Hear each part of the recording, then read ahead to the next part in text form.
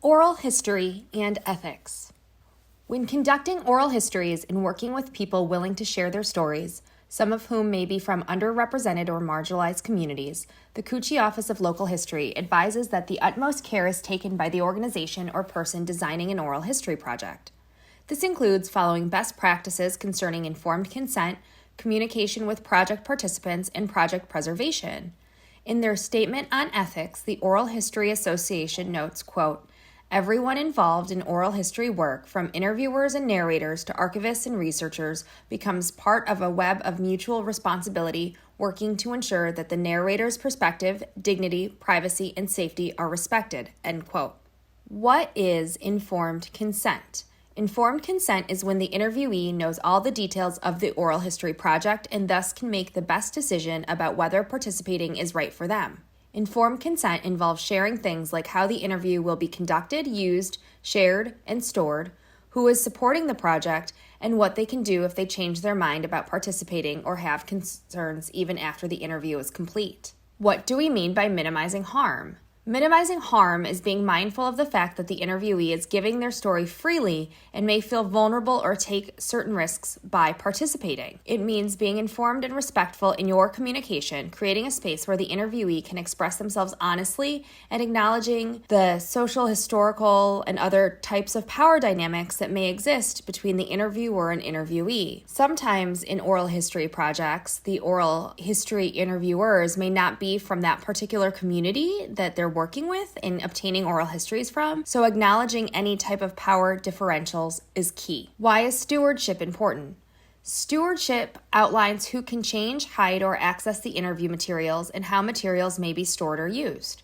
Providing options for interviewees to redact, clarify, or delay release of their interview allows them to maintain some control over their own story. Choose a repository, such as an archive or local history organization, that is accessible to those who may find the material most useful, keeping in mind any current or historical obstacles your primary audience may have in accessing archival materials. This also includes considering whether or not the audio or video files of your oral history will be available online as digital files, or if they're only going to be available if you visit the specific repository. Important things to keep in mind as you conduct your oral history project are the following. Oral history projects should also benefit interviewees.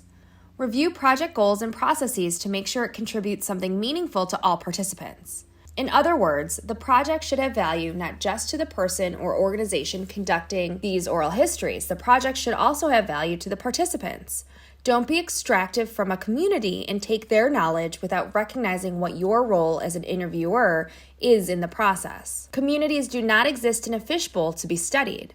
Reciprocity is key to creating ethical, mutually beneficial projects. Remember, it's about working with communities. It's worth noting that a project that only benefits the interviewer does not have the best interests of the community in mind. Projects such as those run in contrast to best practices concerning the creation of ethical, intentional, mutually beneficial, collaborative projects with community members. An oral history project should be born out of reciprocity with intentional conversations between both the local historian or local history organization or individual conducting these oral histories and the community that is participating. Please make sure you view the Cucci Office's other videos concerning oral history best practices, where we talk more in depth about working with communities. Because again, communities do not exist in a fishbowl to be studied. Oral history projects have their own jargon, so make sure you clarify terms that your participants may not come across often, like repository, collection, review board, etc. This is especially important when considering informed consent and the process by which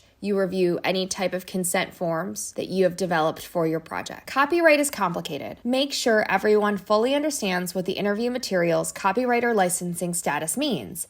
Giving specific examples is helpful, like students can use this for projects but not post it online, or people can view this photograph but the library cannot give someone permission to copy and print it. If you know that your oral histories will be housed digitally as part of a digital collection, make sure your interviewee understands that their oral history will be up online and searchable in any type of search engine index. Timelines help interviewees understand how their materials are handled. Timelines can also help manage expectations, such as whether these materials will be available online soon or when you might reach out to them again. Provide stable contact information. People graduate, move, change jobs. Try to provide a few types of contact information in case participants have questions in the future. Include at least one contact that is less likely to change, such as the main phone number for the repository housing the interview. This may be a library, a local history organization, or an archive. Finally, it's important to reiterate that ethics should be central to the construction of this oral history project, meaning the utmost care is taken by the organization or person designing this project